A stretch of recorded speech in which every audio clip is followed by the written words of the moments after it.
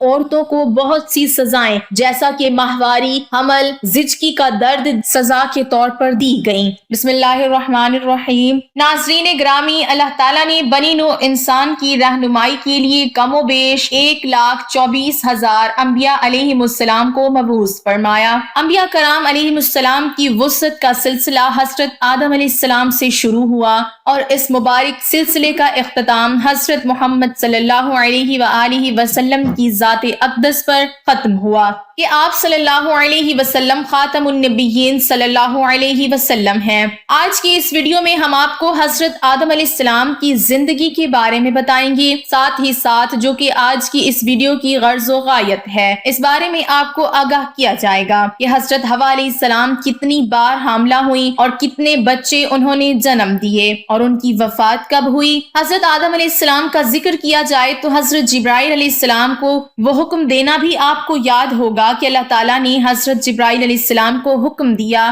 کہ کرۂ ارض سے مٹی لے کر آؤ۔ حضرت ابو موسیٰ رضی اللہ تعالیٰ عنہ اس بارے میں فرماتے ہیں کہ نبی کریم صلی اللہ علیہ وسلم نے ارشاد فرمایا، اللہ تعالیٰ نے حضرت آدم علیہ السلام کو ایک مٹھی خاک سے پیدا فرمایا۔ یہ مٹی تمام روئے زمین سے حاصل کی گئی تھی۔ یہی وجہ ہے کہ حضرت آدم علیہ السلام کی نسل میں مختلف رنگ و زبان کے لوگ پائے جاتے ہیں۔ حضرت ابو ہریرہ رضی اللہ تعالیٰ عنہ سے روایت ہے کہ حضور اکرم صلی اللہ علیہ وآلہ وسلم نے فرمایا کہ جب اللہ نے آدم کو پیدا فرمایا اور ان میں روح پھونکی تو ان کو چھینک آئی، جس پر انہوں نے الحمدللہ کہا۔ یوں سب سے پہلے ان کے منہ سے اللہ کی حمد نکلی، پھر اللہ نے یرحمک اللہ فرمایا۔ اللہ تعالیٰ نے حضرت آدم علیہ السلام کو 4 عظیم شرف اور مرتبے عطا فرمائے۔ نمبر 1 اپنے ہاتھ سے پیدا فرمایا، نمبر 2 روح پھونکی، نمبر 3 فرشتوں کو سجدہ کرنے کا حکم فرمایا، نمبر 4 اشیاء کے ناموں کے علم سے سرفراز فرمایا۔ یہ حضرت آدم علیہ السلام کی پیدائش کا واقعہ ہے۔ حضرت آدم علیہ السلام کی پیدائش کا ذکر تو ہم نے کر ہی دیا، اور حضرت آدم علیہ السلام اور حضرت حوا علیہ السلام کا جنت میں رہنا اس بارے میں بتاتے ہیں۔ یوں تو جنت میں تمام آسائشیں، نعمتیں موجود تھیں، لیکن اس کے باوجود حضرت آدم علیہ السلام تنہائی اور اجنبیت محسوس کرتے تھے۔ چنانچہ اللہ تعالیٰ نے ان کی تنہائی دور کرنے کا بندوبست فرماتے ہوئے حضرت حوا علیہ السلام کو پیدا فرمایا۔ محمد بن اسحاق حضرت ابن عباس رضی اللہ تعالیٰ عنہ سے روایت کرتے ہیں کہ حضرت حوا علیہ السلام کو حضرت آدم علیہ السلام کی بائیں طرف کی چھوٹی پسلی سے پیدا کیا جبکہ وہ سو رہے تھے۔ پھر اللہ تعالیٰ نے حضرت آدم علیہ السلام کو حکم فرمایا کہ وہ اور ان کی بیوی جنت میں سکونت فرمائے اور جہاں سے چاہو بلا روک ٹوک کھاؤ، لیکن اس درخت کے پاس نہ جانا ورنہ ظالموں میں سے ہو جاؤ گے۔ حضرت آدم علیہ السلام اور حضرت حوا علیہ السلام بڑے آرام و سکون سے جنت میں رہنے لگے۔ روایت میں ہے کہ حضرت آدم علیہ السلام 100 سال جنت میں رہے۔ اس عرصے میں دونوں پر جنت کے کسی بھی حصے میں جانے پر پابندی نہ تھی سوائے شجر ممنوعہ کے۔ شیطان اب ان دونوں کا کھلا دشمن تھا اور اپنی سزا کا بدلہ لینے کے لیے بے قرار بھی تھا۔ اس کی شدید خواہش تھی کہ اللہ کے حکم کی خلاف ورزی کریں۔ پھر شیطان نے ان دونوں کے دلوں میں وسوسہ ڈالا تاکہ ان کی شرمگاہیں جو ایک دوسرے سے پوشیدہ تھیں بے پردہ ہو جائیں۔ انہوں نے کہا کہ تمہارے رب نے تم دونوں کو اس درخت سے اس لیے منع فرمایا کہ کہیں یہ پھل کھا کر تم دونوں فرشتے نہ ہو جاؤ یا کہیں ہمیشہ زندہ رہنے والوں میں سے ہو جاؤ۔ شیطان کی ان باتوں نے حضرت حوا علیہ السلام کو سوچنے پر مجبور کر دیا اور پھر شیطان کی مسلسل اور تواتر کے ساتھ سازشیں رنگ لائیں اور اس نے حضرت حوا علیہ السلام کو پھل کھانے پر راضی کر لیا۔ ایک دن حضرت حوا علیہ السلام نے حضرت آدم علیہ السلام سے کہا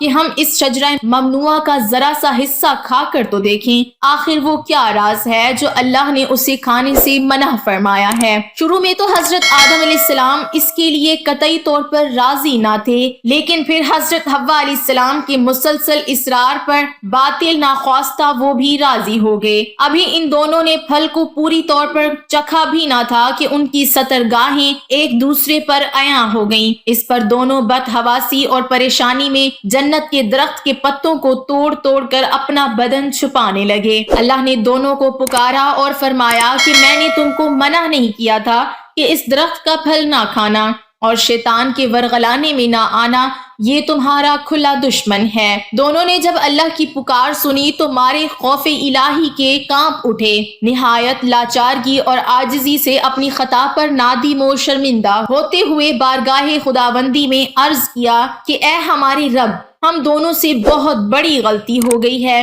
اب اگر آپ نے ہم پر رحم و کرم نہ کیا اور معاف نہ فرمایا تو ہم تباہ و برباد ہو جائیں گے۔ حق تعالیٰ نے فرمایا کہ اب تم دونوں ایک خاص مدت تک زمین پر ہی رہو گے جہاں تم ایک دوسرے کے دشمن ہوں گے، اور وہاں ہی مرنا ہے اور اسی میں سے پھر پیدا ہونا ہے۔ چنانچہ دونوں کو زمین کی طرف روانہ کر دیا گیا۔ روایت میں ہے کہ حضرت آدم علیہ السلام کو ہند میں اور حضرت حوا علیہ السلام کو جدہ میں اور ابلیس کو بصرہ سے چند میل کے فاصلے پر اتارا گیا۔ حضرت سخی رحمۃ اللہ علیہ فرماتے ہیں کہ جب حضرت آدم علیہ السلام جنت سے ہند میں اترے تو ان کے پاس حجر اسود تھا اور جنت کے درختوں کے پتوں کی ایک مٹھی بھی تھی۔ پھر حضرت آدم علیہ السلام نے ان پتوں کو زمین پر پھیلا دیا اور یہ خوشبودار درخت ان پتوں ہی کی پیداوار ہیں۔ حضرت ابن عباس رضی اللہ تعالی عنہ سے مروی ہے کہ حضرت جبرائیل امین علیہ السلام حضرت آدم علیہ السلام کے پاس آئے اور گندم کے 7 دانے ساتھ لائے۔ حضرت آدم علیہ السلام نے پوچھا یہ کیا ہے؟ عرض کیا یہ اس درخت کا پھل ہے جس سے آپ کو روکا گیا تھا لیکن آپ نے تناول کر لیا تھا۔ عرض کیا ان کو زمین میں بو دیجئے۔ حضرت آدم علیہ السلام نے بو دیا اور وہ دانے وزن میں ان دنیا کے دانوں سے 1,00,000 درجے زیادہ تھے۔ وہ دانے اگے، حضرت آدم علیہ السلام نے فصل کاٹی، پھر دانوں کو بھوسے سے جدا کیا، پھر صفائی کی، اسے پیس کر آٹا گوندھا اور روٹی پکائی۔ اس طرح محنت و مشقت کے بعد اسے کھایا۔ اب در حقیقت جو سوال تھا اس سوال کی طرف آتے ہیں کہ حضرت حوا علیہ السلام کتنی بار حاملہ ہوئی اور کتنے بچوں کو انہوں نے جنم دیا۔ حضرت آدم علیہ السلام اور حضرت حوا علیہ السلام جنت میں ناز و نعمت میں تھے، لیکن ابلیس جو کہ سانپ کے منہ سے بولتا تھا، اس نے مور کی مدد سے انہیں دھوکہ دیا اور ممنوع پھل کو پہلے حضرت حوا علیہ السلام اور اس کے بعد حضرت آدم علیہ السلام نے کھایا۔ روایت میں ہے کہ جب تک آدم کا عقل سالم تھا اس نے یہ ممنوع پھل نہیں کھایا۔ اس کے بعد حضرت حوا علیہ السلام نے آدم کو شراب پلائی اور پھر اسے اس درخت کے پاس لے گئی اور اسے ممنوع پھل کھانے کے لیے کہا۔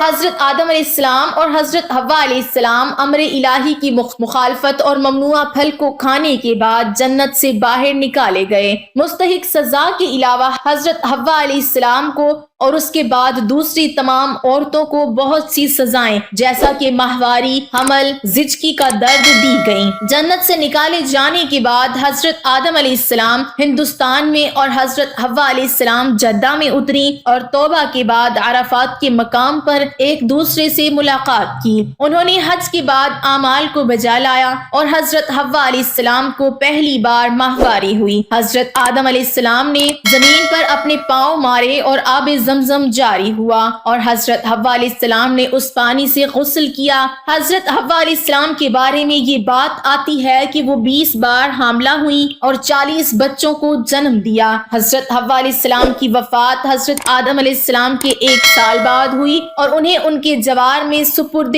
خاک کیا گیا۔ حضرت حوا علیہ السلام جدہ پر اتری اور وہیں پر مدفن ہوئیں۔